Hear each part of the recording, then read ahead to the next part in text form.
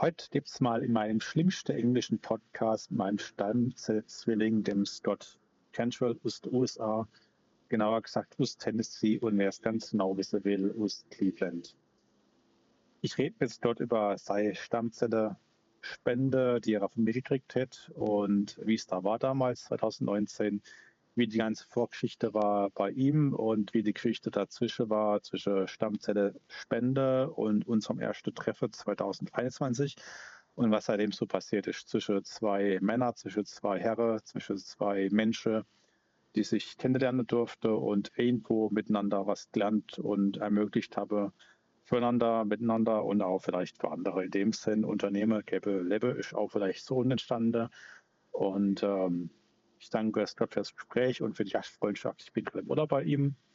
Reicht mir Urlaub? Nee, es ist Schlusszeit und ja, den nehme ich mir, den gönne ich mir, aber ein Podcast-Gespräch mit ihm, das war mein Herzensanliegen und würde mich freuen, wenn ihr daraus was entnehmen könnt, was für euch im Leben wichtig ist oder wichtig wäre könnte.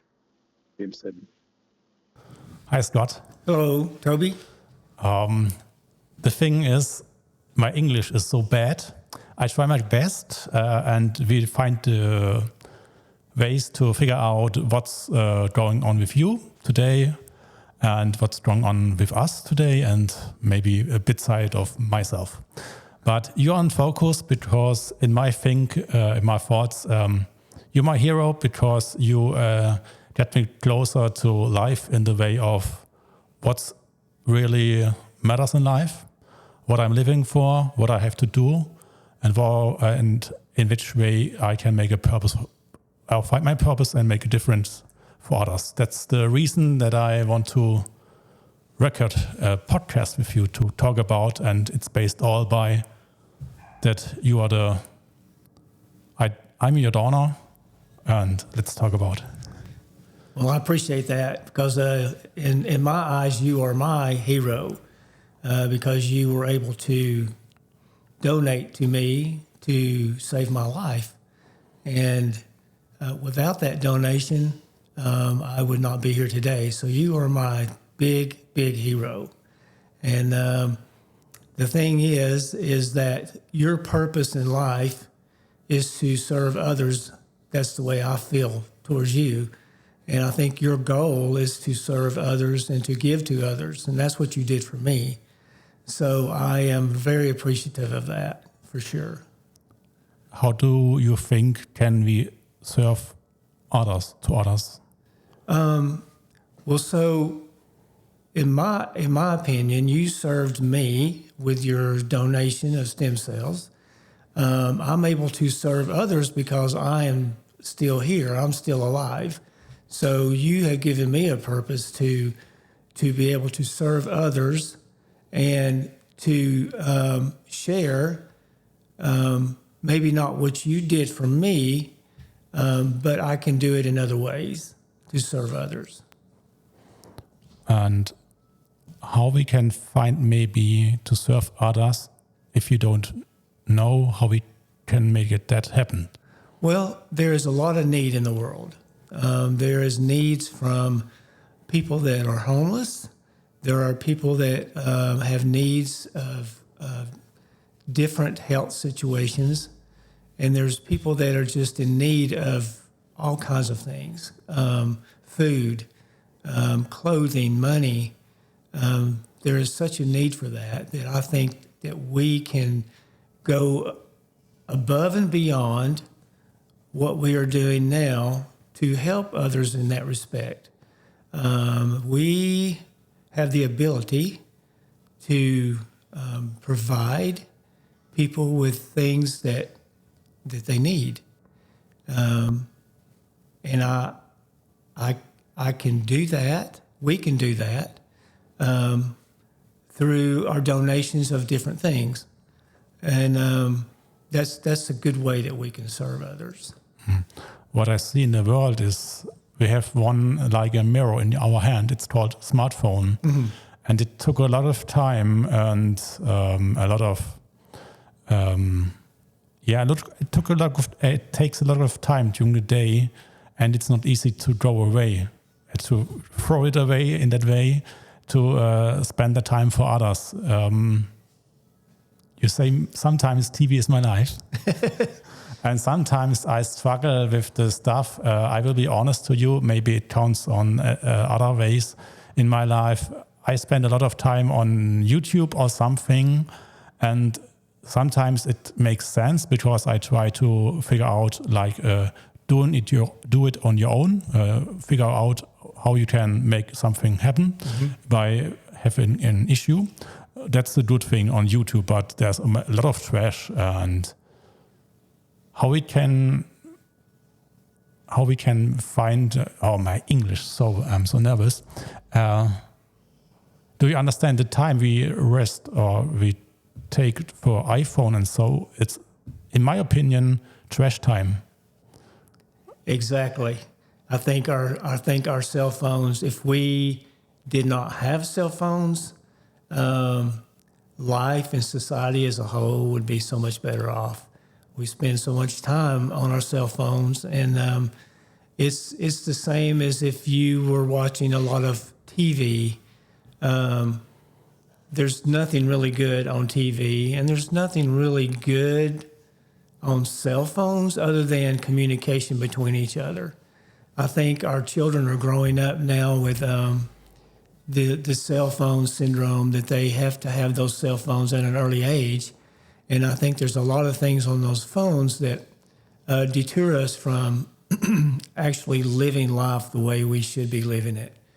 I think the cell phones, in my opinion, I think the cell phones take away time that we could be doing other useful things. My podcast is also something we spend then time on YouTube or Spotify, and others like Instagram. The thing is, I don't know how I can connect to people to say, let's make a difference by making, not talking, just by making, by doing. And if you translate my podcast, the title, it's making sounds like doing, giving, living. And that podcast will never get started based on the thing I was very, I will say, sad or innerless, purposeless. And so I have to find out what can I do based on the things, what I love, what I can do, and what really counts in my life. And what's counting in my life is to share the thing. We have to give something back to others, and not just attention to the class before. Right. Sometimes in podcast life, I spend a lot of time, and I know that's my place to be. And maybe it's the knowledge that I'm an intuition man. I don't like to speak a lot. I like more let's talk to others, and I hear and I learn from them. The fact is, in the case of making a donation for stem cells, the fact is we have to talk about. So if no one's talk about the success you did or we did, no one knows that. And the fact is, there are also people, they make success and improvements in life, also maybe as an employee, and no one talks about that because we just see we come back to the glass with the mirror in the hand, just seeing cats or seeing, I don't know what's happening in the world, and buy Bitcoins and some other stuff. That makes me sometimes sad to find the balance for that. Oh man. Well, I think you and I both are blessed by God that we have things that we need. There are probably things that we want, but we don't have to have those things that we want. But we do have needs. We have a roof over our head. We have clothes. We have food to eat. And there's people out there that don't have those things. And so it's up to the ones like us who are blessed with those things to help others by serving For instance, an example is serving at a soup kitchen for people that don't have anything to eat, taking clothes to those that are homeless. The Bible instructs us to do that, and we are responsible for that. God gives us that command that we need to help those in need. And I think that's why we're here, and that's why we're blessed to be able to do that. Changing the subject a little bit, your donation, stem cells to me, when I had CLL, which is chronic lymphosemic leukemia, that was a gift that is the gift of all gifts, because you gave life to someone who was dying, and that's me. And to be able to sign up at the age of 18 to give, if you were called upon to do that, was a sure sign that you were already in that mode of serving others, even at the age of 18. And you weren't called to give until 18 years later when you were 36. That's a long time to think, okay, well, am I going to be called or not? After 18 years, I feel like you, in your mindset, that you are saying to yourself, I'm not going to get called up. But you were. And as far as the serving goes, from talking to you, you didn't even have to think about it. You just said, yes, I'll do it. And to me, that is a sign of someone who is willing in their mind to serve no matter what. At the call, you serve, and that's what you did. And had it not been for you and your service of giving your stem cells to me, I wouldn't be sitting here talking to you today. And so that is a huge gift that you gave me. That's the gift of serving that you did for me.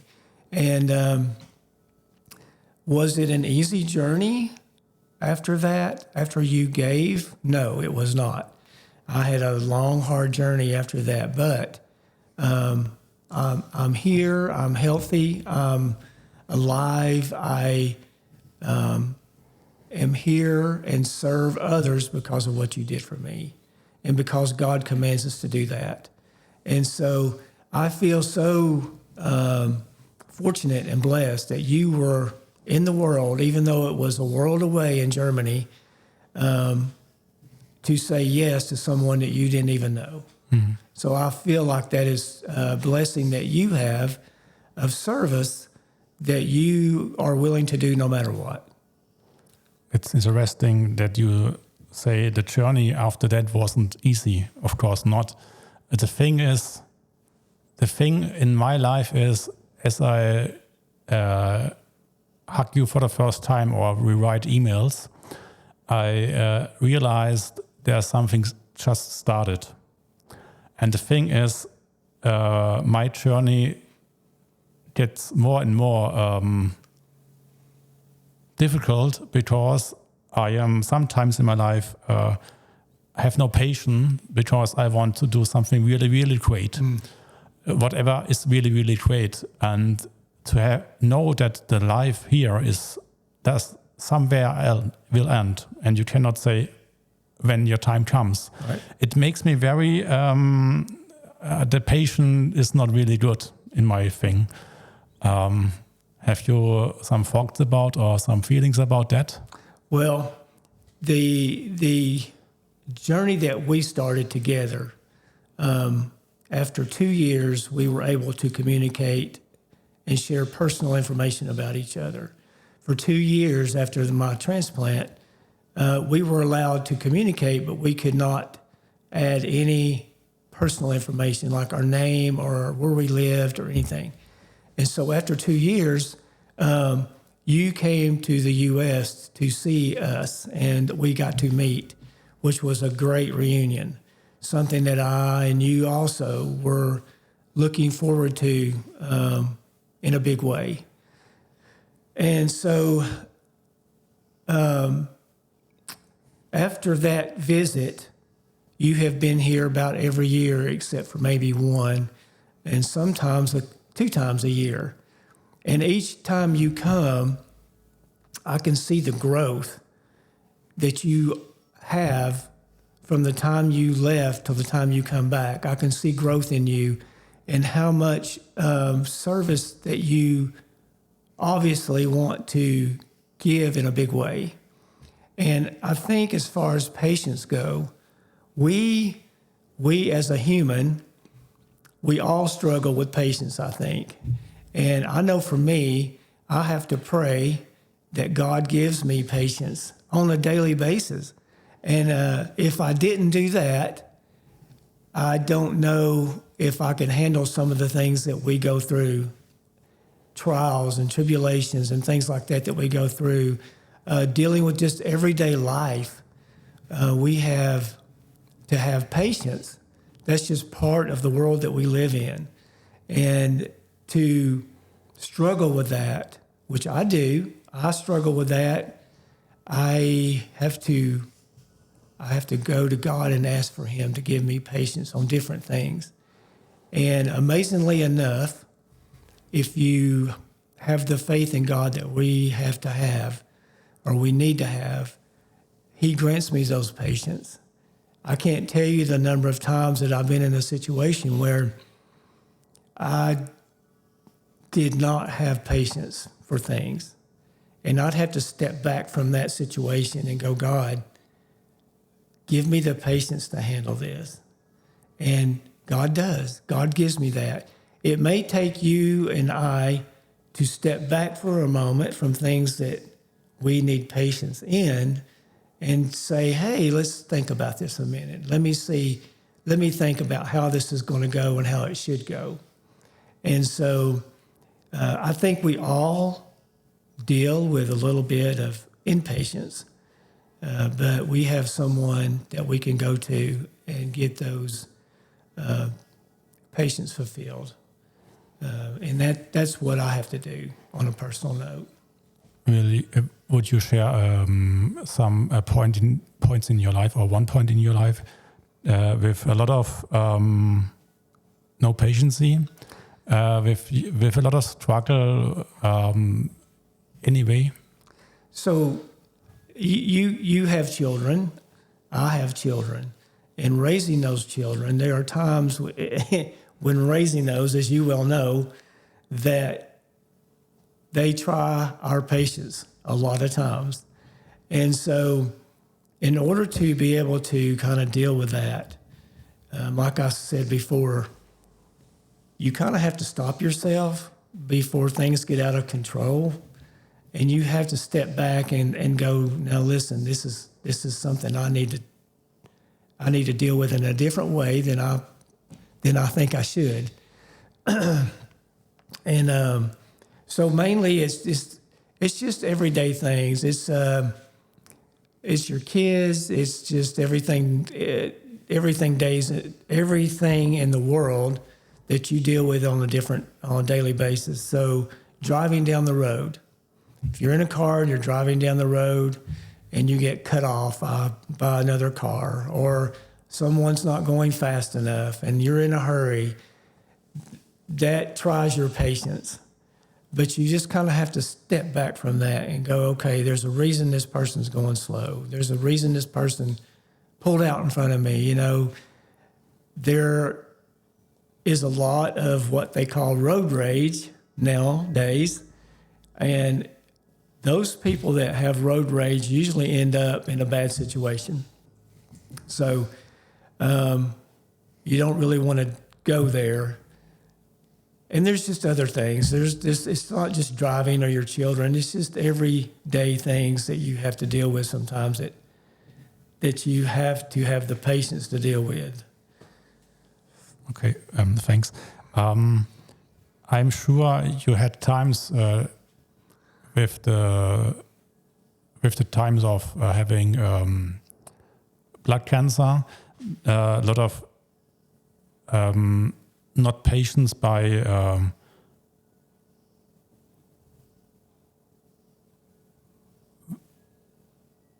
when will the time come when I'm healed, something else, or that way. And other way, you have trust and faith.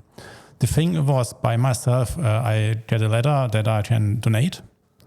And I did that, and all what I had was faith and trust by God, or I call it cosmic Klaus, or the universe. And the fact is, that was my best day, both sides with the birth of of Lara, in the way that everything will happen, will be good. Because it was like I give life to to Lara, but the second was I give life to you. And the fact is, it was in my opinion, like a written history in our history that it should become like that. And I never had the feeling that it won't be good. And I did a lot of meditation during that 2 years. And sometimes, for me, meditation is like praying. You lose your mind, you get in another spirit in another way. Mm-hmm. And I will not say I communicated with God, or maybe yes, but the thing is, one day I get like a shot in my whole body, like a thunder or something. And maybe that was a sign that we did it. I don't know. But the thing was, it was so intentional, so strong. I cannot imagine, I cannot explain. But the thing is that I know that day, and it was a great feeling that everything will be fine. After, I guess, 2 years, 1 year later, after my donation, I prayed and prayed and prayed during meditation that it will be fit, and it gone fit. Yeah. So can we back up for just a minute, yeah, and let's talk about our journey together, yeah, through what I went through my cancer. Yeah. So I don't know. We're sitting here at my home in Tennessee, and we're doing this interview, and I want to be able to share a little bit of my journey and what you did to cause my journey to be successful. And so let's back up to when in 2010, I was 51 years old, and I was diagnosed with mantle cell lymphoma. And that was a shocker for me because no one in my family had ever dealt with cancer. And little did I know that cancer was very rare and very hard to treat. And so I left my home and went to a major hospital over in Nashville. And they told me that they could treat the cancer, but I would have to have a stem cell transplant using my own stem cells, and that they would be able to treat it and put it in remission. I was very glad to hear that. And so they told me that 5 years prior to 2010, they said that they could have only given me a time to live, that they didn't have the treatment that I would have needed back in 2005. So I was glad to know, as the research progresses to where they now have medication to treat me and put this cancer in remission. So I had my transplant, and I stayed in Nashville for a little over a month. And so after that, I got to come home. Well, in 2013, I was diagnosed again with lymphoma, a different kind, but it was still cancer. And so they were able to treat it with radiation and chemotherapy and put it in remission again. In 2017, I had a lymph node show up under my arm that we thought, well, here we go again. And they removed the lymph node, and the diagnosis at that time was inconclusive. They couldn't say whether it was cancer or not. We'll just keep an eye on it, they said. So it never progressed. So I was thankful for that. Well, in 2019, leukemia, I was diagnosed with leukemia. And that's where you come into the picture. I had to have another transplant, but it couldn't be my own stem cells. It had to be from a donor. So they looked at my family. No one in my family was a match, as much of a match as they wanted it to be. And so they went to look not only nationwide, but worldwide to find me a donor. And the doctors came back and told us that we found a donor. We looked through 30 million registrars, and we found one donor that is a match for you. You don't know how happy I was about that. So they did all the testing for you and for me, all the questions you had to answer, everything. They went through that, and you were good to go, and so was I. And so I went back over to Nashville and went into the hospital and got prepared to receive your stem cells. And at the time I was doing that, it was going through my mind that there's a guy, and at the time I didn't know if it was a guy or a girl. There's someone that is willing to donate to save my life, you know. And I was so relieved. And so they received your stem cells. They brought them to Nashville from Germany, and they implanted those into my body. And I thought, when they put those into my body, I was thinking, this is it. I don't feel any different. I'm not sick. I'm not anything. This is great. Well, in a couple hours, it all turned downhill. And I got very sick, and was thinking, man, is this really what it's all about? You know, is it worth it? Because I was so sick. And in fact, I was in the hospital there for about a week to get over that sickness from the transplant. But we were over in Nashville for my wife and I for a little over 100 days to go back and forth to the hospital every day to get testing done and blood work and all that. And I was thinking, wow, you know, 100 days over here away from our family, our children, our everything we had to leave behind to go there.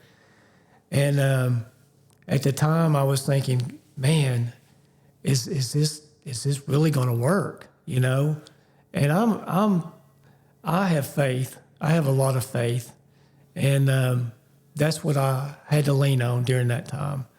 And so after about 2 or 3 weeks, I started getting a little bit better, a little bit stronger, and finally got to come home after about 100 days, about 105 days.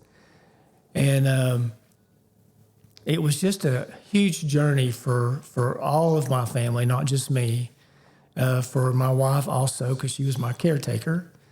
And the only thing that I could think about, and it may seem a little weird, but I kept thinking, man, this guy over in Germany, or this girl, whoever donated, was nice enough, was thoughtful enough to give to me because I'm still alive, I'm still here. And as the days progressed, everything got better.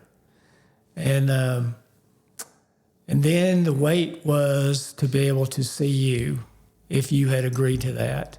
And so we had to wait 2 years, right, to be able to do that. And so when I did get to see you at the airport, it was like, I can't explain it. It was like seeing you come through the gates was like my savior. It was like, you saved my life. I owe you everything, you know. And so the gift of giving, whatever it is that you give,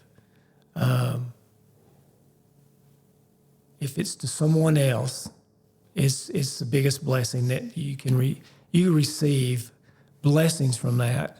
You bless someone, you get blessed. I love giving more than I like receiving. And I think you feel the same way because we've talked about that, right? And it's just a feeling that you can't explain unless you are that person that is on the giving end. To see how it changes someone else's life is just amazing. Yeah. So this whole journey that you and I have been on together, even though the first 2 years we were separated, was just a miracle in itself. You have to think about where I was and the fact that you were overseas, and God had a hand in bringing you and I together. And I firmly believe that you were in this plan from the start. And God does miraculous things, and I think that was one of the miracles that God performed in our lives, especially in mine. I before we met in Atlanta, Chattanooga, we had a FaceTime or a Facebook Messenger call via video, and I saw you for the first time, and I didn't know what's happened in my brain or my heart or my soul. It was so what? And the fact is, sometimes in life we cannot explain something. And maybe that's the thing also, that we are not patient enough, because we like to understand the things, also the things they will or should happen in our minds, in our feelings, in our wishes, but they won't come as soon as possible. Right. Or in the other way. Right. And the thing is, also the other way could be more yours than the wish you like, or you liked. And the fact is, I flew to Atlanta and Chattanooga, and a few weeks later I get fired by a job, and I know that was my kind of to be free and to step back what you tell, to find out what it counts on me really. The thing is, I get back to Germany and I worked 2 days after, and I realized something happened in me. I couldn't really tell people what's in me or what's gonna be like that for others. And then I get fired, and I was happy. I know my wife said you have to fight against that fired stuff, and I'm calm. Because the thing, you sometimes in life we see the worst case is like you're getting fired, but you see the overarching purpose in life, or what it maybe should be good for. You cannot be frustrated. You have to, what the things is good for that. And that was on that way, and it was the best decision from outside I did ever. And maybe the thing is, today I'm be able to say I will quit a job like today and find my way, my long-term way. Not a way I have to pay my bills in the next 2 days. I have to pay my bills in the common 3, 5, 6, 7, 8 years ago ahead. And it counts not the day. In the worst case, it counts.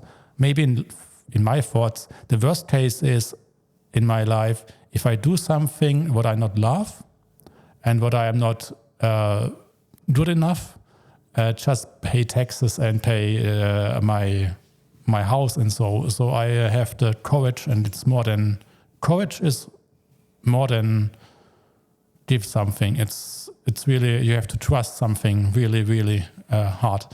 And I get this trust based on also on the stuff you did in your life, because you trust God.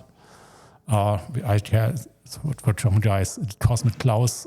Sometimes we need that patience, and it's really difficult. Yeah, we all have to look back and ask for. I do personally have to ask for patience, because sometimes I'm short on that, and I think we're all as humans like that, and it's just something that we have to work on is the patient part. And patience, if you look at things and you are patient with them, it takes you a lot further than if you are not patient. Things can go a different way if you're not patient with things. So it's an important thing, have the patience. Let's look forward till today. I realized two things in my life during Meet You. I get it's for me. It was like a present for my own life to meet your community church and also Mickey Clark.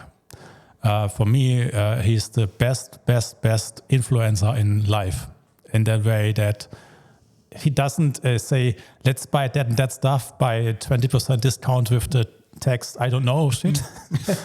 Yeah.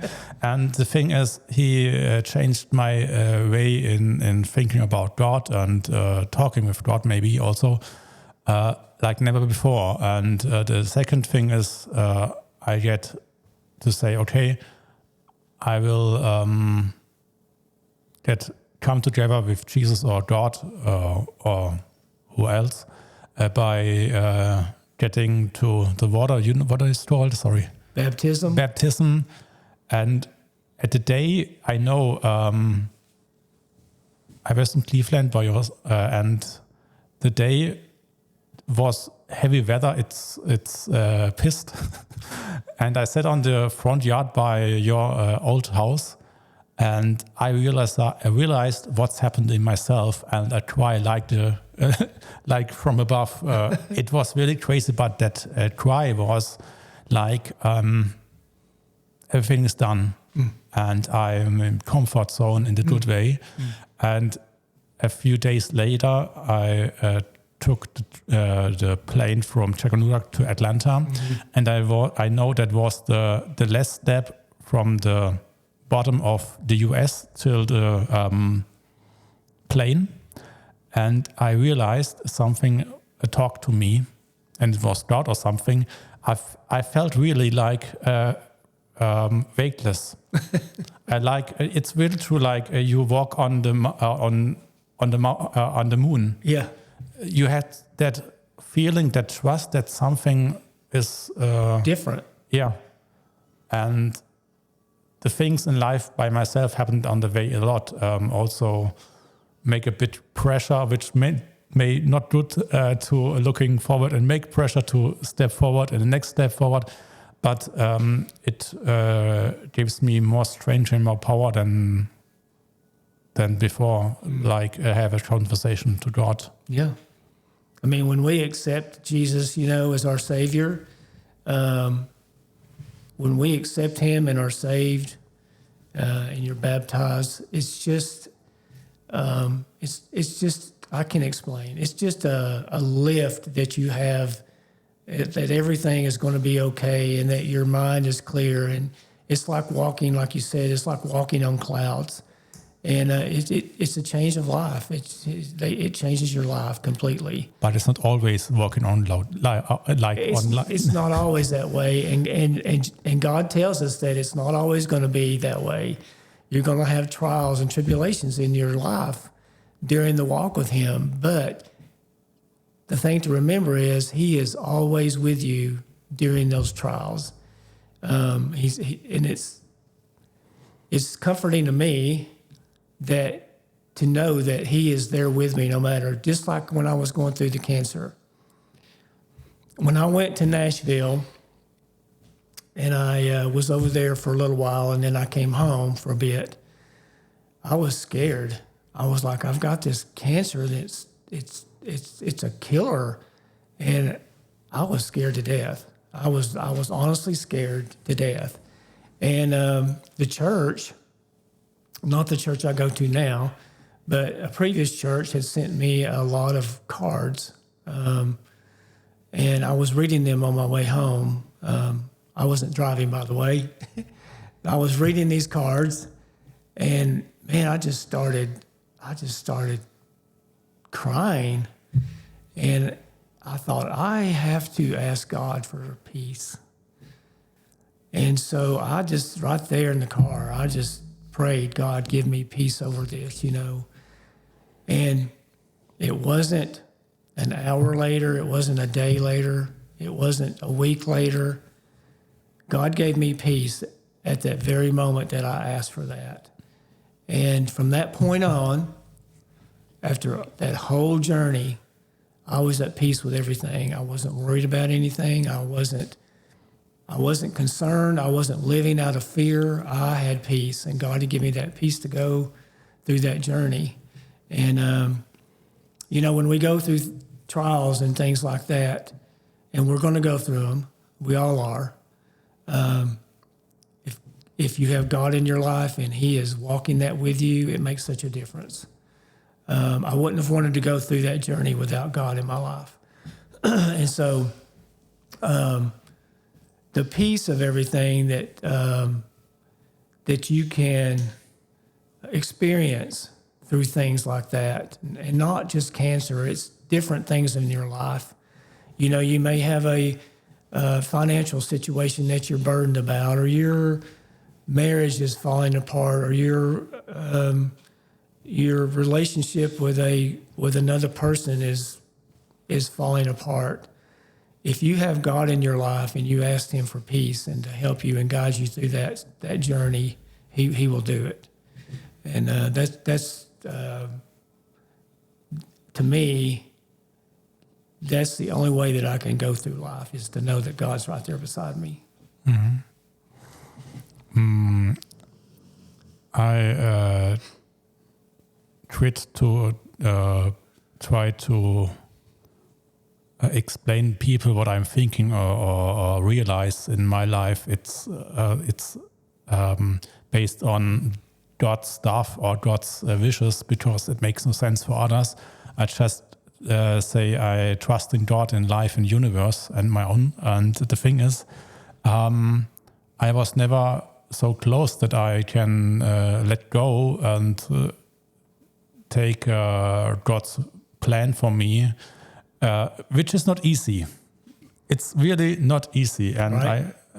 The thing is, maybe you struggle with that, but also you get sometimes like a little windows or time window that you realize God is really close to you, and even that you cannot explain.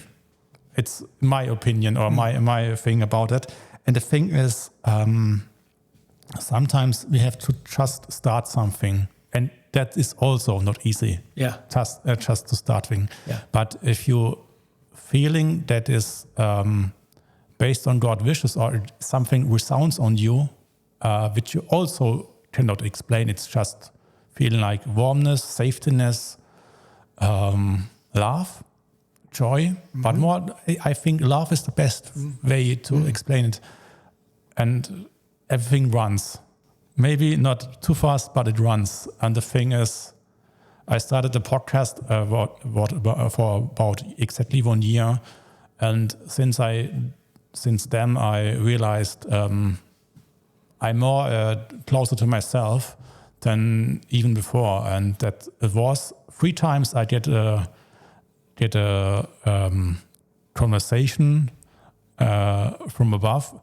Tobias, make a podcast, and I never said okay. What did you say? That is the thing was, I will just say I ignored it, but I don't have the trust that it would be meaningful, and even meaningful is not the way the exact way I wanted to explain. And then after the third times, I say, okay. And I spent a lot of time and a lot of money. But the thing is, I discover my life by asking and conversate with people that make a difference by making, not talking. Maybe we talk, and also Mickey Clark is also talking, but he influences the people and the guys. And I think we can also influence or support people by talking, by giving inspiration. And that is my art of give something back, but that's not all. Well, when you come to know God, there are God tells us, to go out and be disciples for Him, and you're around a lot of guys probably in Germany that may not know God, that may not have a relationship with Him, and your duty actually is to talk with those guys and maybe lead them that way. It's a command that God gives us to do that, and it's important to do that and be around these guys that are. It's important to be around these people or these guys, girls, or whoever that don't know God, because you can be an inspiration to them. You can be a light for them. You can be an example for them, and maybe you don't have to say a thing. Maybe it's just by your actions that they see God in you. And the important thing is to remember that wherever you're at, you're being watched by people to see how you act and how your relationship with God is. They may be watching you and you don't have to say a word, and they say, there's something in that guy that I love to see, and I want what he has. And sometimes that's all it takes. It's just your actions around people. So we had a men's meeting last night. You were there with me up on a mountaintop, and the scenery was just beautiful. There was mountains all around us as far as you could see. And what do you think? Maybe 30, 35 guys there? Yep. And we ate a meal, and we were able to sit around and share with each other our personal things that we wanted for people to pray about. And also we were sharing about victories that we had in our life. And just to be around men or other people that are Christians helps tremendously when you have things that you need to share with others and that you want prayers for. It's just a big thing to have that. And so I really enjoyed that. I hope you enjoyed it. We have that once a month, and this is the first one I've been to, and it was really a aha moment, and I really enjoyed it. And I'm glad you were there with me. And that was an extra bonus. Okay. The thing is, and that I will say, in that kind of circle, I realized what other peoples in other countries have. But the thing is, they have the same problems and issues like Europe. The fact is also, in Europe or anywhere in the world, there are people and guys and women, they love God and know them and have a relationship with them. But it's not easy to talk about that in an outer circle, because the thing is, you focused on how I will pay my house, how I will pay the taxes, or what I have to go now and to eat now. We don't, at the moment, I think we just spend a lot of time of the glass in our hand. And the fact is not by a conversation to one by talking about God and what He is doing, or maybe man, I'm sure I know there's God, but sometimes I lost the conversation with him, and that makes me sad. And yeah, that's the thing we have to talk about also in life sometimes. Yeah. And talking about God or relation to him or to trust or just beliefs in the universe, what else could be, is maybe more important to talk about the weather or football leagues. But the thing is, we are entertainment people, and I like the word. You mean it's entertaining, but it's entertaining. It's right. It's total shit. Yeah, I get what you're saying. Yeah, it is hard to talk to other people, especially when they're not Christians. So that's why it's important for us to show them by our actions. And I know I have a hard time. I don't have a hard time telling my testimony of what my journey was going through cancer, but when it comes to telling someone one-on-one about Jesus, I don't know why. I think a lot of us are that way. It's just kind of scary.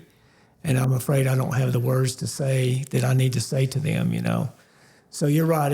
It's easier to share things within a group of men that are on the same page that you are, you know. And I'll admit it's tough for me too. Yeah.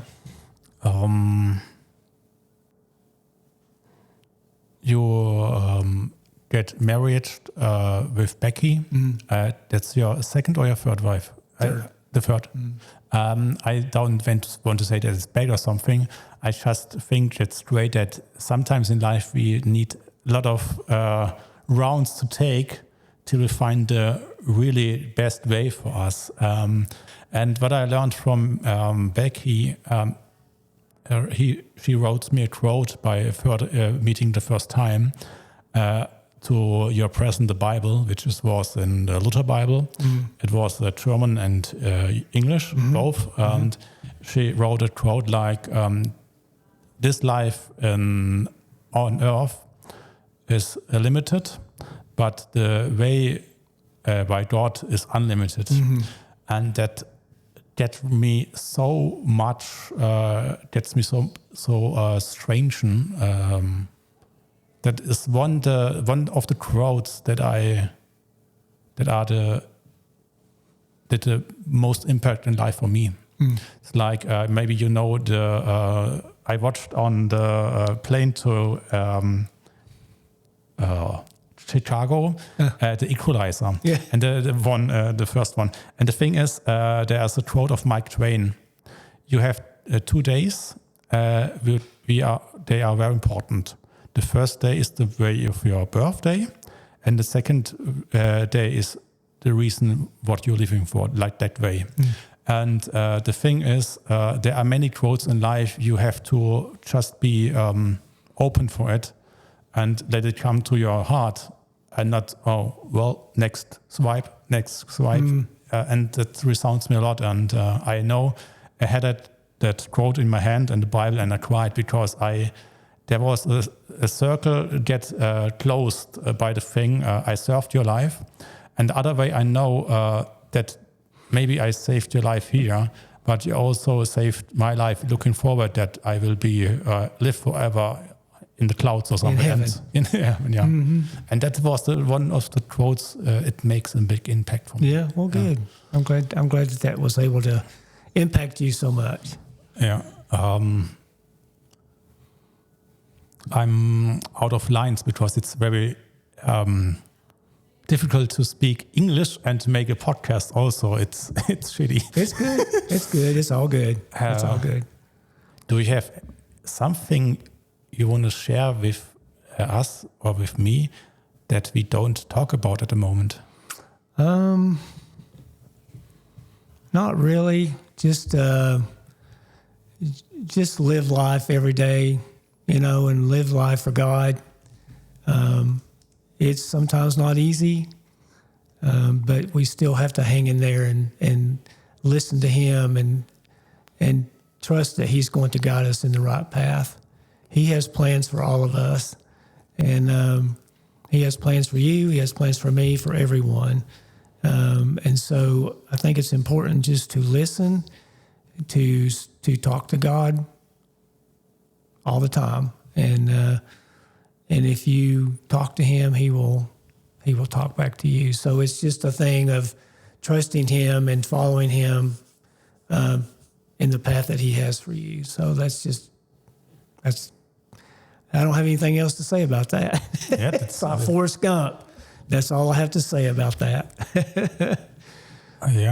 Great. So I know you'll be leaving to go home in a couple of days, and I'm not looking forward to you leaving. I enjoy having you here, and it's a joy every time you come to visit. And I'm just glad to have you as a friend, and someone that I can love the way I'm supposed to love. And I appreciate all that you've done for me. Mm-hmm. I don't think I could ever repay you enough for what you did for me. So, and I appreciate that. I don't need Bitcoins. What I realize at the moment is I'm here. I don't know, for the 5th time, and I'm in your new home. And the thing is, it's not. It doesn't make it count if we're living here or on the old house. It depends on the people who are living in the house. And Exactly. what I realize is what is really good for me. You don't watch a lot of TV in the fact of TV like Fox News or something. The TV is of no headlines, no rush, and it for me it's very more comfortable to don't see the big size full TV 4K stuff based on Fox News or something else. It's like for me, you focus on other things, not on the news. And sometimes it's the best way we can start to look in ourselves. Yeah, that TV is not good. I have made the statement that TV is my life, but it's not true. Yeah, I know. I stay busy with other things, and there's, like I said earlier, there's nothing good on TV anymore. So, why have it on? Especially when you have a guest in your house, it's better to communicate and share time with them when they're here. And I've just enjoyed our time together while you've been here for the last week or so. I get a plan like doing here in Cleveland as more as I could nothing. And I give my best, and it's really good to do nothing. I watch the sunrise. There's inner peace. I don't hear any trucks or cars. And I just realize how it could be good for all of us to just be quiet. And just realize what's happening in the world and the good thing.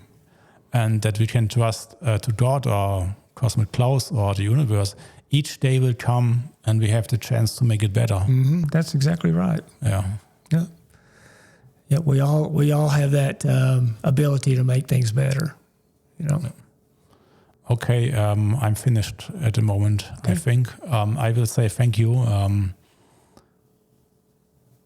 Just thank you. I don't can say enough thank you for what you did, because you say I'm your hero, but the thing is maybe we let us in the summary that God is our hero.